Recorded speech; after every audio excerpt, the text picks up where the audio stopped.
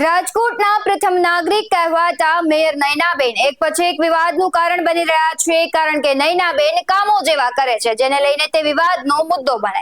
નયનાબેન જવાબદાર વ્યક્તિ હોવા છતાં તે જવાબ નથી આપતા, તે લોકોના પ્રશ્નોથી ભાગે છે, મીડિયાવાળાને જવાબ આપતા તેમને ઉધરસ આવે છે અને હવે નવો વિવાદ એટલે કે નયનાબેન સરકારી ગાડીમાં પ્રયાગરાજની યાત્રા કરે છે. નયનાબેન, તમે જવાબદાર વ્યક્તિ છો, તમે આવું કરો તે કેટલું યોગ્ય કહેવાય? તમે તમારા પદની ગરિમા કેમ ભૂલી ગયા છો? તમે પ્રયાગરાજ જાઓ એમાં કોઈ વાંધો નથી, પરંતુ સરકારી ગાડીમાં અને એમાં પણ સરકારી ગાડી ઉપર મહિલાના કપડા સુકાય, આ જરા યોગ્ય ન કહેવાય. બેન, એક બાજુ મનપાની કચેરી ખાલી ખમ છે ને બીજી જ બાજુ તમે સરકારી ગાડીનો ઉપયોગ કરશો તે કેટલું યોગ્ય કહેવાય? બેન, તમે એક નહીં બધા અધિકારીઓ જો આવી રીતે સરકારી વસ્તુનો ઉપયોગ પોતાના આનંદ માટે કરશે તો આમાં પ્રજા બેપાંદરે ક્યારેય નહીં થાય. નમસ્કાર, આપની સાથે હું ભગવતી વિશાવાડિયા. વાત એમ છે કે રાજકોટના મનપાના મેયરની ગાડી પર મહિલાઓના કપડા સૂકવવાનો મામલો સામે આવ્યો છે. રાજકોટના પ્રથમ નાગરિક કહેવાતા વિવાદિત નયનાબેન ફરી એક વખત વિવાદમાં આવ્યા છે. પ્રયાગરાજ ખાતે મેયર નયનાબેન પેટડિયાની ગાડી ઉપર મહિલાઓના કપડા સુકાતા હોય તેવા ફોટા સામે આવ્યા છે. ત્યારે પ્રશ્ન એ થાય કે સરકારી ગાડી ઉપર કપડા સુકવવા કેટલો યોગ્ય અને સરકારી ગાડી શું કપડા સુકવવા માટે છે? સમગ્ર મામલે સ્ટેન્ડિંગ ચેરમેન જયમીન ઠાકરે સ્પષ્ટતા કરી છે. આવો શું કરી રહ્યા છે તે સાંભળીએ. 10 વર્ષ પહેલાનો એક ઠરાવ રાજકોટ મહાનગરપાલિકાનો છે.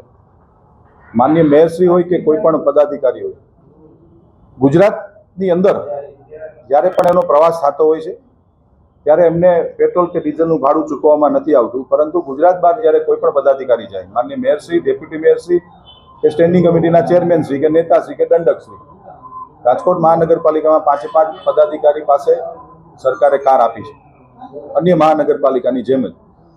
પરંતુ ગુજરાતની બહાર જ્યારે માન્ય મેયરશ્રી જતા હોય છે ત્યારે એમના જે ડ્રાઈવર હોય છે, સરકારી ડ્રાઈવર હોય છે, ગુજરાતની બહાર જ્યારે બોર્ડર ટપે ત્યારે ઓફિશિયલ એના કિલોમીટર નોંધવામાં આવે છે. રાજકોટથી જ્યારે નીકળ્યા હોય ત્યારે પણ એના કિલોમીટર નોંધવામાં આવતા હોય છે. ગુજરાત બહાર જ્યારે માન્ય મેયરશ્રી પ્રવાસ કરતા હોય ત્યારે કિલોમીટર નોંધી ફરી પાછા જ્યારે ગુજરાતમાં આવે ત્યારે ગુજરાતમાં પાછા એ કિલોમીટર લખવામાં આવે છે. અને જે તફાવત થાય છે, સ્ટેન્ડિંગ કમિટીનો આજથી 10 વર્ષ પહેલાનો એક ઠરાવ છે કે ₹2 પ્રતિ કિલોમીટર માન્ય મેયરશ્રી હોય કે કોઈ પણ પદાધિકારી હોય એને ચૂકવવાના, પોતાના અંગત ખિસ્સામાંથી ચૂકવવાના પડતા હોય છે ને માન્ય મેયરશ્રીએ ચૂકવી દેશે. આ માટે અગાઉથી કોઈ મંજૂરી લેવાની હોય તો પત્ર લખવાનું પ્રણાલી એવી છે અને એક્ટ મુજબ કોઈ પણ પદાધિકારી જ્યારે ગુજરાત બહાર જતું હોય છે ત્યારે મ્યુનિસિપલ કમિશનરશ્રીની મંજૂરી ઓન રાઇટિંગ લેવાની હોય છે અને માન્ય મેયરશ્રીએ એ પત્ર પણ લખ્યો હતો અને મ્યુનિસિપલ કમિશનરશ્રીએ મંજૂરી પણ આપી છે. એની સાથે બીજા પણ ગયા છે, મહિલાઓ છે, એમના હસબન્ડ છે, જઈ શકે? મારા ધ્યાનમાં બહેનોનો વિષય નથી, પણ મારા ધ્યાનમાં એમના હસબન્ડ વિનોદભાઈ પેટડિયા ગયા છે. એ મને ખ્યાલ છે. સ્વાભાવિક છે, કોઈ બેન એકલા જતા હોય રાજકોટની બહાર ત્યારે સ્વાભાવિકપણે એમના હસબન્ડ કે કોઈ પરિવારના વ્યક્તિ સાથે હોય છે. આપના દ્વારા જે પ્રશ્ન પૂછવામાં આવ્યો છે કોઈ બેન પણ છે તો એ મારા ધ્યાનમાં નથી.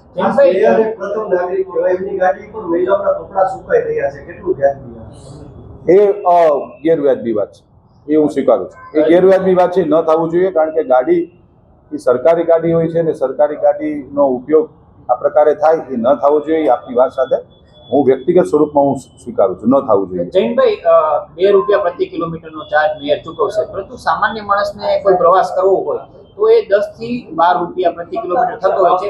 તો ₹10ની નુકસાની રાજકોટ મહાપાલિકાની તિજોરીમાં છે. ભલે ઠરાવ થઈ ગયો હોય, પણ એક મેયર તરીકે જવાબદારી પણ હોય છે, કોઈ પણ પદાધિકારી તરીકે જવાબદારી હોય છે કે પ્રજાની તિજોરીને નુકસાન ના પહોંચે એ પ્રકારનું ધ્યાન રાખવું જોઈએ. તમારું શું કહેવું? આજે વિષય આવ્યો છે, ઇસ્યુઝ મારા ધ્યાનમાં આવ્યું છે કે ફાયર બ્રિગેડના મારા CFO હમણાં જસ્ટ વાત થઈ કે 10 વર્ષ પહેલાનો ₹2નો ઠરાવ છે. હું સાર્વજનિક સ્વરૂપમાં મીડિયાના મિત્રોને કહેવા માંગુ છું કે ટૂંક સમયની અંદર આ ઠરાવ રદ કરવામાં આવશે અને માર્કેટ રેટ મુજબ જે અત્યારે ચાલી રહ્યા છે કે ભાઈ ઇનોવા હું આજ પ્રાઇવેટમાંથી ભાડે કરું તો મને ઇનોવા કેટલા રૂપિયા પ્રતિ કિલોમીટર પડે, આ પ્રકારનો રાજકોટ મહાનગરપાલિકા આવનારા દિવસોમાં ઠરાવ કરશે. માન્ય મેયરશ્રી હોય, માન્ય સ્ટેન્ડિંગ કમિટી ચેરમેન હોય કે માન્ય ડેપ્યુટી મેયરશ્રી કે કોઈ પણ પદાધિકારી હોય, અમે પ્રજા માટે અહીંયા બેઠા છીએ એટલે અમને પણ એવા ટોકન દરે જવાનો કોઈ રાઇટ્સ નથી. આવનારા દિવસોની અંદર જે માર્કેટ રેટ ચાલશે એ જ મુજબનો નવો ઠરાવ તમારી સામે હું મૂકીશ, એવું મારું કમિટમેન્ટ છે. ₹12 ચાલતા હશે કે ₹15 ચાલતા હશે, અને આ ઠરાવ દર 3 વર્ષે ઠરાવમાં ફેરફાર કરવામાં પણ આવશે એવું સ્ટેન્ડિંગ કમિટીના ચેરમેન તરીકે હું તમને ખાતરી આપું છું. એમાં પણ અમે ઠરાવની અંદર લખશું કે આ કારણ કે પેટ્રોલમાં ભાવ વધતા હોય છે, ડીઝલમાં ભાવ વધતા હોય છે, તો એકને એક ભાવ રાખવો એ ગેરવાજબી વાત છે. આવનારા દિવસોની અંદર આ ઠરાવને બદલવામાં આવશે અને હું એક આમ નાગરિક તરીકે જ્યારે ઇનોવા ભાડે કરું છું, જે ભાવ હોય છે એ જ ભાવ મુજબ કોઈ પણ પદાધિકારી ગુજરાત બહાર જશે ત્યારે એને એ ચૂકવવાના રહેશે, હું આપને ખાતરી આપું છું. જમીનભાઈ, 2 રૂપિયા પ્રતિ કિલોમીટર કીધા, એમાં ડીઝલ મેયર તરફથી ભરાવામાં આવતું હોય કે 2 રૂપિયામાં આવી જાય? 2 રૂપિયા પ્રતિ કિલોમીટર કોર્પોરેશનને એને ચૂકવવાના આવે છે. હવે એ ગુજરાત બહાર ગયા જ્યારે ડીઝલનો જે ખર્ચો છે એ માનનીય મેયરશ્રી પોતાના ખર્ચામાંથી પણ દઈ શકે છે. અન્યથા ડ્રાઈવરને પણ એક હેડ ઊભો કરવામાં આવ્યો છે કે ડ્રાઈવરને મહાનગરપાલિકા દ્વારા એક પૈસા આપવામાં આવતા હોય છે. એ પૈસામાંથી પણ એ પેટ્રોલ ડીઝલ પુરાવી શકે છે. એ સ્વ બુદ્ધિએ નિર્ણય કરવાનો હોય છે. માન્ય ડ્રાઈવર પાસે ન હોય તો માન્ય મેયરશ્રી પૈસા ચૂકવી દેતા હોય છે.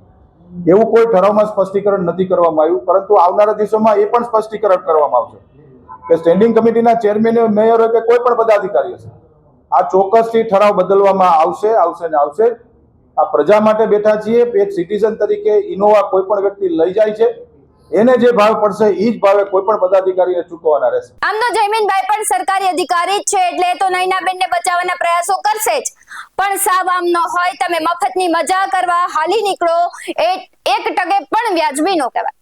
સમગ્ર મામલે મહેશ રાજપૂત આપણી સાથે ફોન લાઈન પર જોડાઈ ગયા છે. જી મહેશભાઈ, શું કહેશો? જી મહેશભાઈ, રાજકોટના જે મેયર છે તે પ્રયાગરાજ ખાતે તેમની ગાડી ઉપર મહિલાઓના કપડાં સૂકવવાનો જે મામલો છે તેમાં જયમીન ઠાકરે પણ સ્પષ્ટતા કરી છે, પરંતુ પ્રયાગરાજ ખાતે મેયર છે તે સરકારી ગાડી લઈને જાય છે તે કેટલું યોગ્ય કહેવાય? સરકારી ગાડી લઈને જવું તે યોગ્ય નથી. રાજકોટ કોર્પોરેશનની તેજુરીમાં આજે પૈસાની ઘટો હોય અને ત્યારે આ રીતે દુરુપયોગ થાય તે યોગ્ય નથી. બીજી વસ્તુ એ છે કે જ્યારે આપણે કોઈ જાત્રાએ જતા હોય ત્યારે આપણે એની અંદર આપણી પોતાની ગાડીનો યુઝ કરવો જોઈએ. તે જ રીતે મને જે રીતે ખબર છે એ મુજબ 10 વર્ષ પહેલા ભાજપ ગવર્મેન્ટ દ્વારા શાસનકર્તાઓએ ઠરાવ કર્યો કે ભાઈ કોઈ પણ ગાડી લઈને જાય અને રાજકોટ બહાર જાય તો એ પદ અધિકારી કે અધિકારીએ એના 2 રૂપિયા કિલોમીટર 2 રૂપિયા દેવા નો ચાર્જ દેવાનો રહેશે. પણ આપણે જોઈએ છીએ કે અત્યારે ડીઝલ અને પેટ્રોલના ભાવ તમે ગણો તો પણ 2 રૂપિયે કોઈ સંજોગોમાં ગાડી પોસાય નહીં. આજે પ્રાઇવેટ મારી પોતાની ગાડી મારી લઈને હું ઇનોવા જાઉં તો પણ એમાં કિલોમીટરે મિનિમમ 4 થી 5 રૂપિયાનું તો ડીઝલ ભરે છે. તો આ તો પેટ્રોલની ગાડીઓ છે.